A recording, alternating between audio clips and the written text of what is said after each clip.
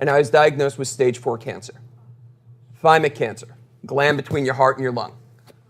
In utero, it helps you a lot. Outside, it shrinks to nothingness, and in 500 people a year, it explodes in the chest cavity. Really interesting. And again, I approach this as much an entrepreneur as I did a patient. So with every step, I'm going, my God, we got to be able to fix this. Or my God, we have to be able to fix that. And so you kept working your way through the system. And you realized after a few minutes that you were seeing 8 doctors who never spoke to each other. You were in the system. We talk about EMRs. My doctor's office was 10 feet from the hospital. Those systems did not talk together. And you know what? They're never going to talk together because my doctor is in his own medical group and the hospital is trying to build their own medical group. So any barriers that they could put to me as the patient, being able to work through and make it easier to use the hospital group, they're going to.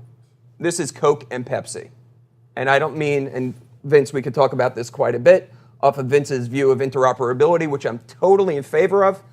But you know, when my CAT scan from one cancer institution cannot be read by another cancer institution software, I mean, it's Coke and Pepsi, so let's not pretend that it's altruistic in any way. It's a business first, second, and third. How we all work within that business is a different set of issues. And honestly, I met patients.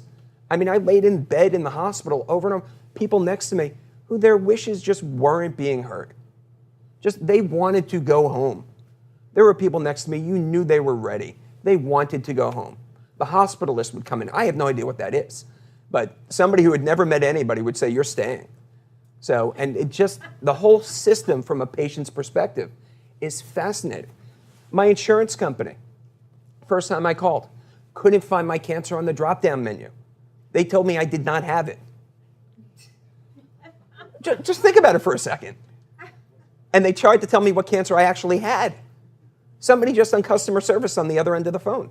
It actually took me 2 days to get them to agree to cover me. It's unbelievable. And that's not all of it, okay? Because even with the inefficiencies of the system, and we all agree with it, there are bad characters out there. So I had a doctor who wanted to bill me $3,000 for something that it had cost every other doctor $300 to do. And he said to me that if you come with me, I will not balance bill you. If you do not come with me, I will balance bill you. And for folks that don't know what that means, and I didn't, whatever the insurance company would give him short of $3,000, he'd look to me to cover it. So I'm going through chemotherapy with a collections agency on the phone, because obviously I didn't use them, and it didn't go away till I approached the Attorney General. Then he went away. I have my insurance company, you play 1-800-PINBALL, right? Make that call, you're all over the place, nobody knows. I finally got this wonderful woman to give me her telephone number.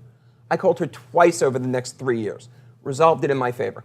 I sent her flowers, she called me, she said, thank you, you almost got me fired. I mean, it's just, you have to think how the incentives play out in the system. And I have story after story after story.